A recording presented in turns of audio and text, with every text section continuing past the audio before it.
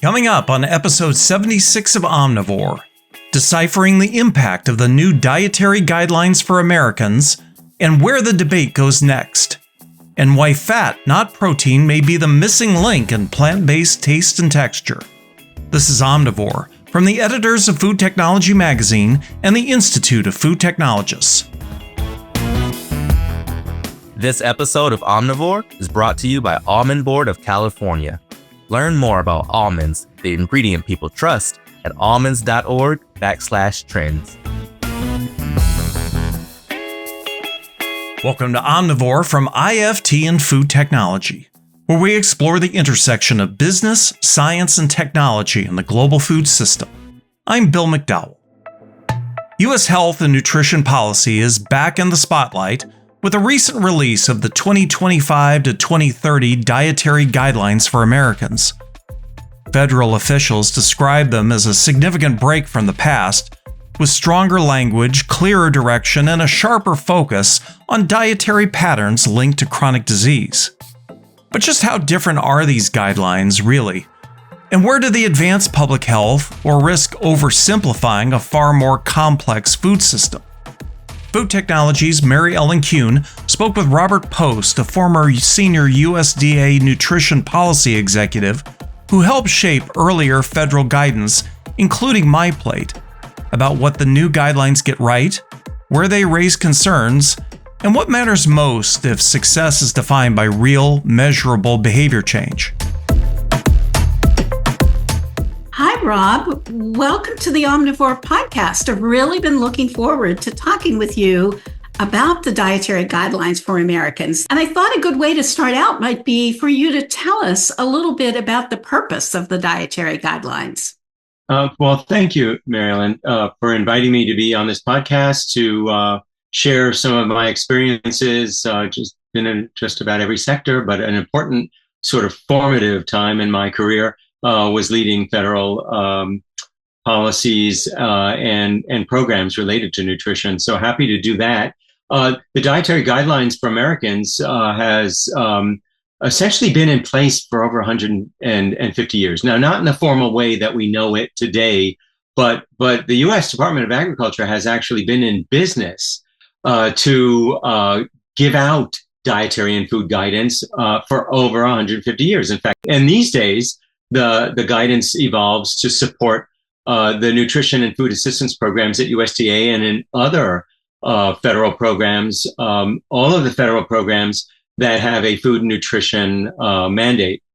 And so school meal programs, advice on military feeding programs, but certainly other programs like SNAP and WIC, they all have meal patterns and requirements that are based on the Dietary Guidelines for Americans. So the impact is huge. Advice on what we eat, how we should eat, how often we should eat it to be healthy and maintain a healthy weight. That's what it's all about. So the Dietary Guidelines are critical, and I'm happy to talk with you more about them in this podcast. Wow, 150 years of guidance. That's amazing. I had never thought about it like that. But absolutely. Taking us back to the current situation, so we've been hearing so much about the guidelines since they were introduced last month, but refresh our memories and take us through it one more time, maybe at a high level. So what are some of the guidelines' key recommendations? Sure. Yeah. First, let me say that the departments, that Health and Human Services, HHS, and the U.S. Department of Agriculture, USDA, really deserve praise for issuing the Dietary Guidelines and for bringing healthy eating and public health to the forefront of public discourse. It's timely, it's necessary. A lot of the basis and premise that these guidelines explain, it's very much important that the federal government take the lead and show that our eating habits are not the best, our health indicators are not the best, and that food has a lot to do with it. So choosing healthier foods more often makes sense. As I understand, with the Dietary Guidelines, the federal agencies intend that they have a simple message. These guidelines are about eating real food. In fact, they've established realfood.gov as the website for sort of the one-stop shop, if you will, for eating real food. And also, this means returning to the basics of building diets on whole, nutrient-dense foods. So that's the overriding premise. The concept of food groups is gone, but they say this means prioritizing diets with more whole food, protein, dairy, vegetables, and fruits, and healthy fats. But first, the new dietary guidelines say it's all about eating the right amount and the right portion sizes for you, for the average consumer. The recommendations also say to prioritize high-quality, nutrient-dense protein foods as part of a healthy dietary pattern that has limited added sugars, refined carbohydrates, or chemical additives. That's new. The advice is to get 1.2 to 1.6 grams of protein per kilogram body weight based on a particular need. The guidelines say to consume 3 servings per day of dairy, including full-fat dairy with no added sugars. They say that's in a 2,000 calorie diet. The advice is also to eat a variety of nutrient-dense vegetables and fruit throughout the day, mostly in their whole form. They could be flavored with salt or spices, and that's 3 servings of vegetables or 2 servings of fruit a day. And the dietary guidelines also say to incorporate healthy fats in your diet, and that could be a little bit of a change from before, from meat and poultry and eggs, but also seafood, nuts, full-fat dairy, which is different, seeds and avocados, but not to exceed 10% of total daily calories. Now, along with this comes eating less processed foods. They say that will help. Whole grains are recommended as well, 2 to 4 servings. And a theme overall is to limit or avoid highly processed, packaged, prepared, ready to eat, or other foods that are salty or sweet and that contain artificial flavors, petroleum-based dyes, artificial preservatives, and low-calorie, non-nutritive sweeteners. All of that is new, and all of that stands up to a little bit of scrutiny by some sectors. You wrote a really great blog post for IFT's Brain Food blog. So I know you also have some concerns about some of the guidelines recommendations. Talk to us a little bit about that. Well, happy to. And I pointed to some positives already. But some of the concerns are about certain recommendations and certain ways the science behind the 2025 to 2030 dietary guidelines was developed. There was a 2025 to 2030 advisory committee. It was chartered by Congress. The Federal Advisory Committee Act requires that committees that serve as advisory in the advisory roles actually are commissioned, if you will, chartered by Congress. And so that was in December of 2022. And in the role of that advisory committee, they were to review the science and develop a scientific report. And that was actually published in December of 2024.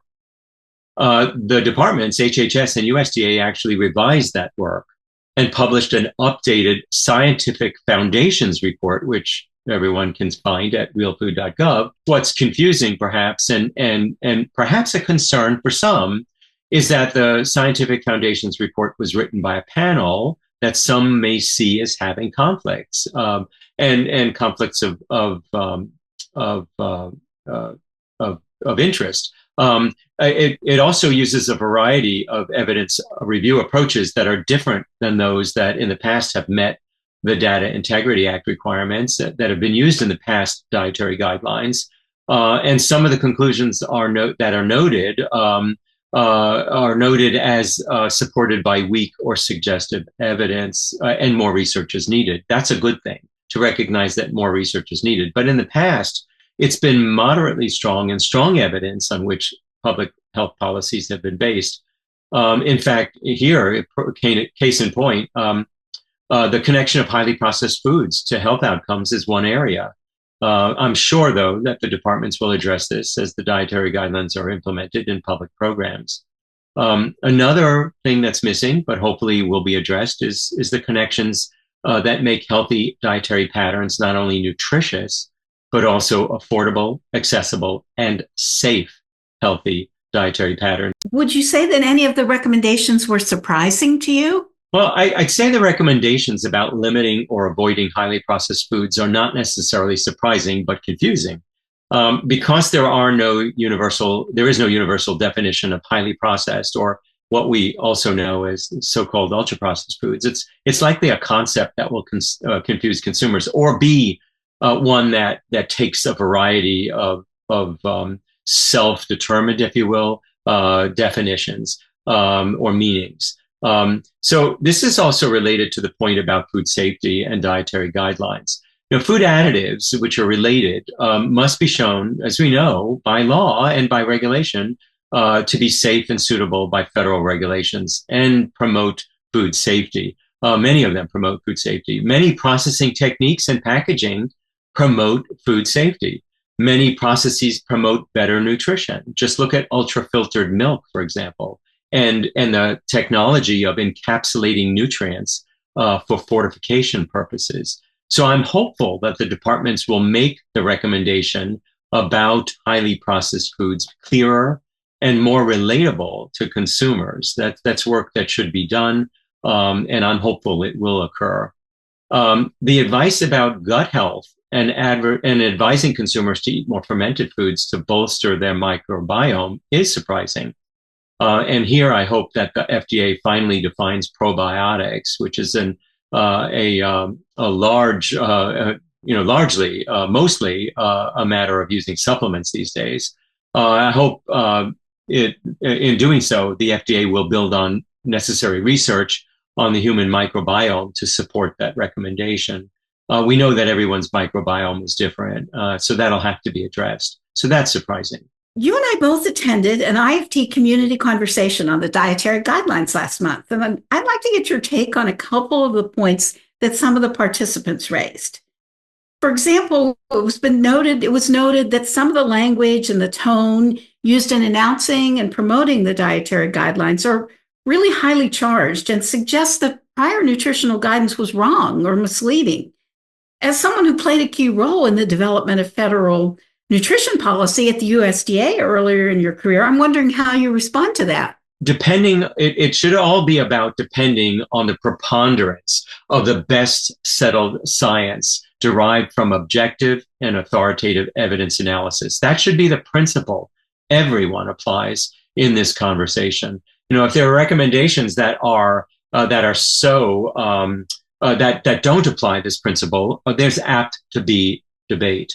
And that's why the dietary guidelines process has evolved. So the idea that the past processes where we had guidance which wasn't was misleading or wrong, that here again it might be a personal belief, but you've got to look at the factual evidence reviews, and I think they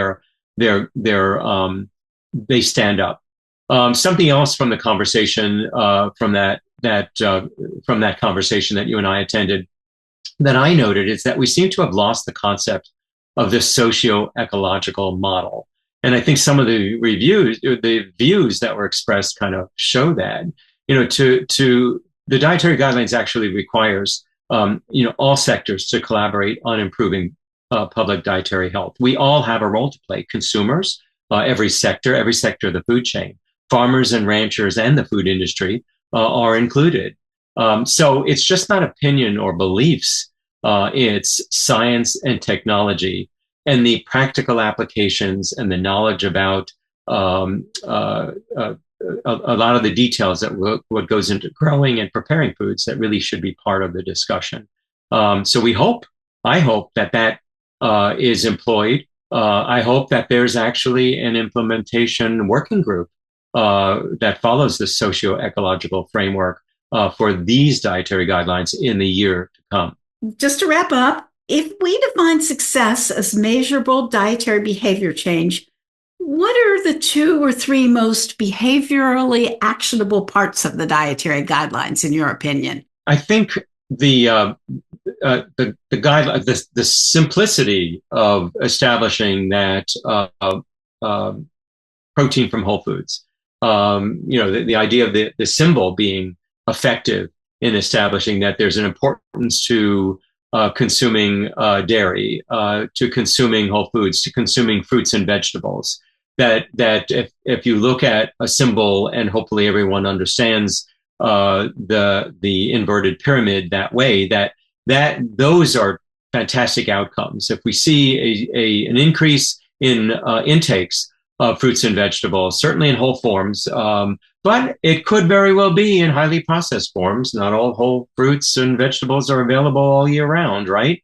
So we know that, and as the emblem or the symbol shows, it could be in other forms, but certainly consuming foods of those in those categories important. More whole grains, which show up on that symbol. So that would be a fantastic outcome to see that there's more intakes. Now, how do you do that? And then how do you measure health benefits? Well, in the past, there's been the HEI, or the Healthy Eating Index. I hope that tool continues. It's certainly part of what had been in the past, a platform, a program that the departments employed called the Healthy Healthy. I'm sorry, but I'm losing that point. But it's no problem. We can edit this part, so you can start it over a bit if you want. Yes, let me do that. Yeah. So it's a great question about measurable dietary behavior change and what very well might be behaviorally actionable parts of these guidelines. I think the symbol itself helps to promote consuming and sort of prompting as a cue, prompting more foods to be consumed in the category of whole food proteins, to consume dairy and dairy for the health benefits that are identified, to consume healthy fats. This is a prompt, it's a cue, it's immediate, and hopefully that leads to dietary behavior changes, more choices of those foods. And I think too, eating more fruits and vegetables, simple, they're definitely part of that message of the symbol. And then eating more whole grains, certainly making more of your intake of grains, whole grains, and perhaps less refined grains as you dig into the guidelines and what they say. So those would be fantastic outcomes. How are you likely to measure that? Healthy people, 2030, healthy people 2035. This is a program that departments had adopted and employed in the past. And part of that is a measurement or an indicator tool called the Healthy Eating Index. I hope the departments continue to employ the Healthy Eating Index and measuring how well consumers adopt and adapt to the dietary advice in the dietary guidelines over time. I hope that tool and everything about it continues. I also hope that the departments continue to use the Nationwide Health and Nutrition Examination Survey and Hanes and What We Eat in America as programs and data centers for collecting information about eating habits related to health outcomes. That's another indicator, I think. And then also building research platforms where these guidelines identify there's weak or suggestive evidence, that they continue to build on research and that they report that out regularly. So those would be measurements I'd like to see to show that these guidelines are effective. So many good points. Dr. Rob Post, thank you so much. It's really been a privilege to be able to tap into your historical and current nutrition policy knowledge. Thank you so much. I'm glad to be on this podcast. Robert Post is a former USDA official and principal with FoodTrition Solutions, a consultancy focused on food and nutrition policy and regulatory affairs. Find his analysis of the dietary guidelines on IFT's Brain Food blog at ift.org. We'll be back with more Omnivore in a moment. But first, this word from our sponsor.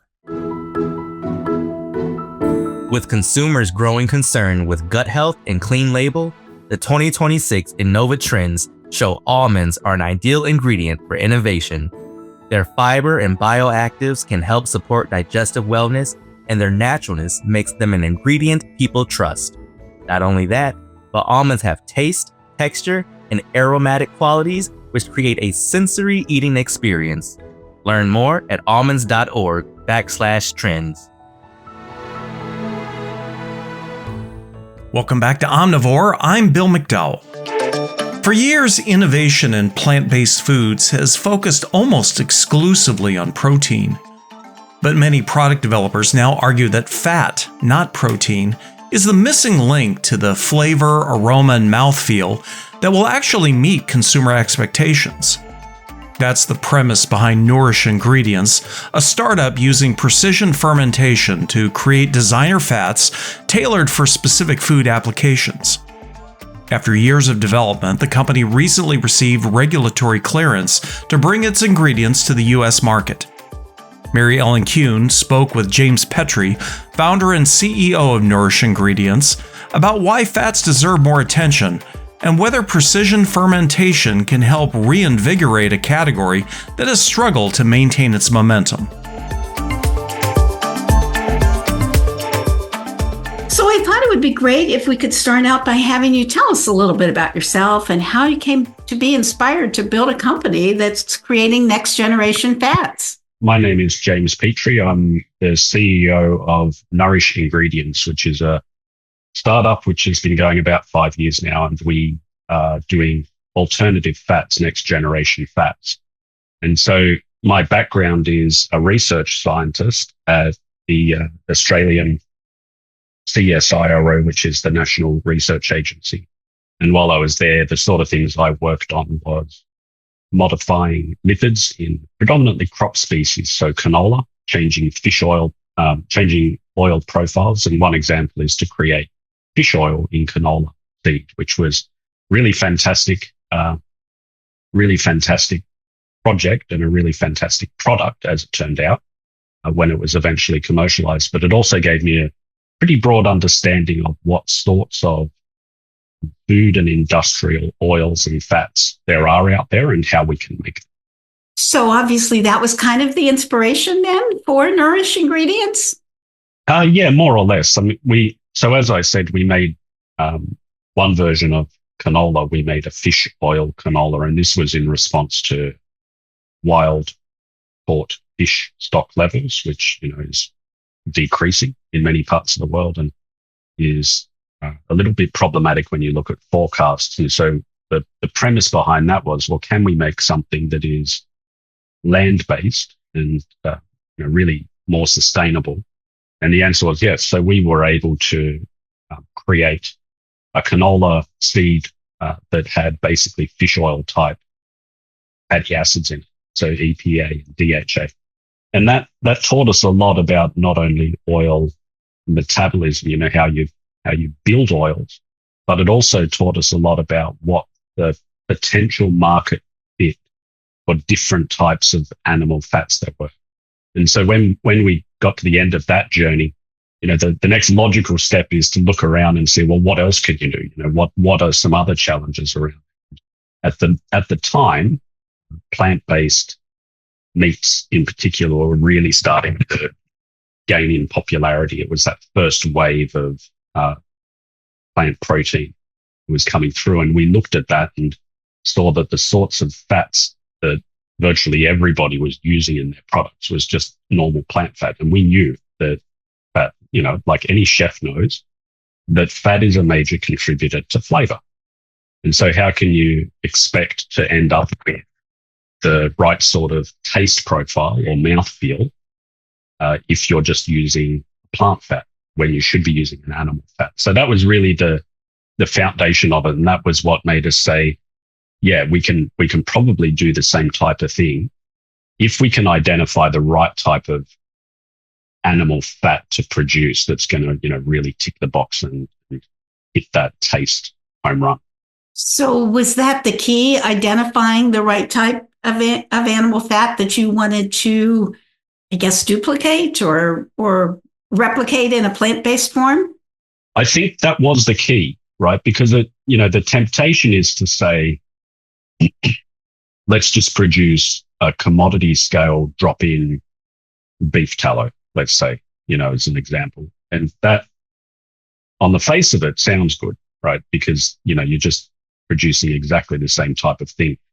And, you can substitute it. But there are two major problems with that. One of them is cost. It is quite expensive to produce fat via precision fermentation. Plants are just phenomenally efficient at producing oil, and you can't get close to them by precision fermentation. And even animal fat is quite cheap. And so one barrier is cost. And the second barrier is that the majority of what is present in a bulk animal fat like tallow or like even milk fat is actually quite boring. It's actually quite a boring type of fat profile. And so what we needed to do was to eliminate the 80% of stuff, which is, you can think of it as filler, which is just exactly the same as any sort of plant fat you could sub in, and focus down on that 20%, that 10%, which is really unique to that animal profile that you're seeking. And that's where the real taste and mouthfeel difference comes from. It's in those smaller proportions. And so I think the big early breakthrough for us was setting aside commodity scale bulk drop-in and really focusing in hard on identifying what are the really critical types of fats and oils that are present in meat and dairy that really give a good mouthfeel, taste, milk profile response. And are you using precision fermentation as part of this process? So it depends which product. So I think of our company as being quite technology agnostic, as it were. We use whatever works. And so at the moment, quite disappointingly to me personally, we don't actually have any synthetic biology products. But our first product, the meat product called Tasty Nuts, is a precision fermentation derived product, but it is using a natural strain. It's a fungus that naturally produces the right types of meat fats that we associate with a well-cooked steak or some sort of nice roasted meat. And when you grow it in the right way and you extract out the right portion of the product, you're able to come up with something that is remarkably meaty because it is the same molecule. It just happens to come from a fungus instead of a cow or a sheep or whatever. In the case of our dairy product, Premilux, that is actually derived enzymatically. And so we use enzymes in reactors that are able to shuffle around the oil and the fat and, make exactly the right type that we're interested in. And so you use whatever is the best technology in order to give the best product.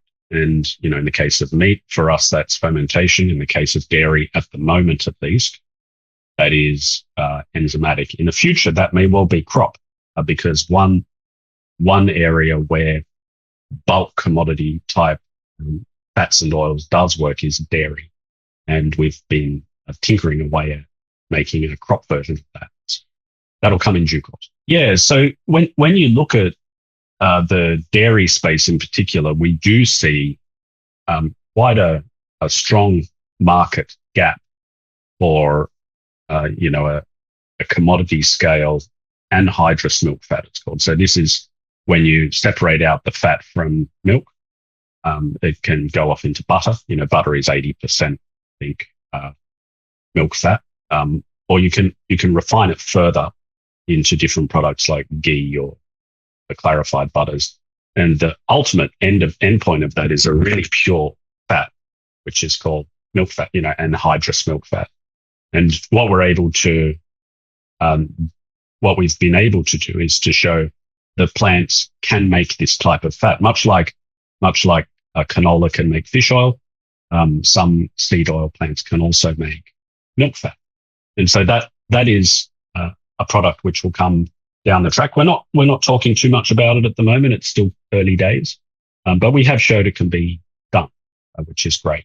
So that's something that we're working on at the moment. In the background, that's one of our pipeline products. The two major products that we've got ready to sell right now that are on the market in America and Europe and Australia now, that we're selling there are Tasty Lux and Creamy Lux, which are the really low volume, high potency products, which you can put into your food at say 1%, and it gives a real meaty taste, or it gives a real dairy creamy. What have you learned about flavor release, aroma, and mouthfeel that most people don't understand when they talk about making plant-based taste better?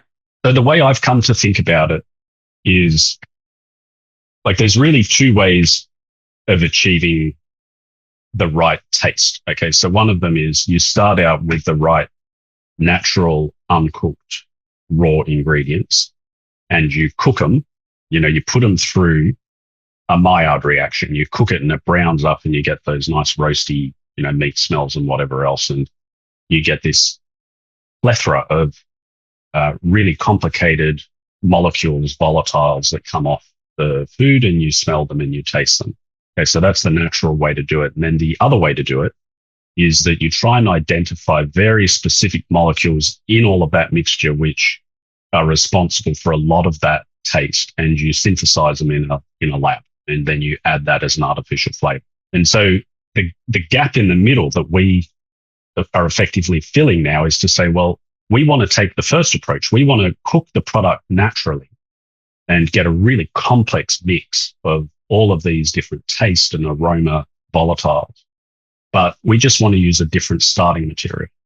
So instead of necessarily using a piece of meat as the starting point, you can use the right type of fungal biomass or oil extract, which you can then provide into that cooking reaction, and it turns into exactly the same endpoint molecules. You're producing the same volatiles in the end. James, where do things stand for Nourish Ingredients in terms of regulatory approvals?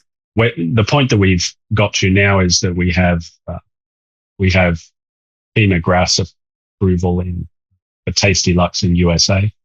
And so we have a couple of customer announcements coming, not today, unfortunately, but very soon. And Creamy Luxe is now also available for sale in Australia and Europe. And so it is a staged process that we're stepping through the regulatory pathway in many jurisdictions around the world. But to have got to that point where we have customers who say to us, yes, we really like this, that makes a remarkable difference in our food, and we want to buy it, and us being able to say, okay, well, we have the volume to actually sell it to you, that's a really good position to be in for a company. So I think the coming months, just really going to cap all of that effort around turning the company into an actual commercial endeavor. So just to wrap things up, let's fast forward 5 to 10 years. What does success look like for Nourish Ingredients? And also, what's the best case for fats in the food system? I think the best case for Nourish is that we have our product widely available in our key jurisdictions that we're targeting. And most importantly, the customers who came for that first wave of plant protein enthusiasm have come back and they've tasted and they've found it is good. And this time they're staying. That's our motivation. That's what we're trying to reach. So that's really our goal, is to enable that wave to return and to really get excited. I think the other one is around dairy. Hybrid products is an area. It's also the case in meat, but particularly noticeable in dairy. Hybrid products is something that is going to get more and more attention over time. And I think there we play a quieter role in the background, where our product is enabling natural milk to go further, so that people are able to purchase at reasonable prices the sort of products that they want and are able to get today, but they're able to do it without an impact on quality or health attributes of the food. And so that's something that we're working along in dairy with some of the larger companies. An exciting space. There's a lot of development work happening. And I think, striking this balance between food that is healthy, food that is sustainable, food that is tasty, and food that doesn't scare the hell out of consumers when they look at the label that's the direction everybody is trying to move in. James Petrie is founder and CEO of Nourish Ingredients, a startup developing designer fats through precision fermentation. You can learn more about this work in the January-February issue of Food Technology.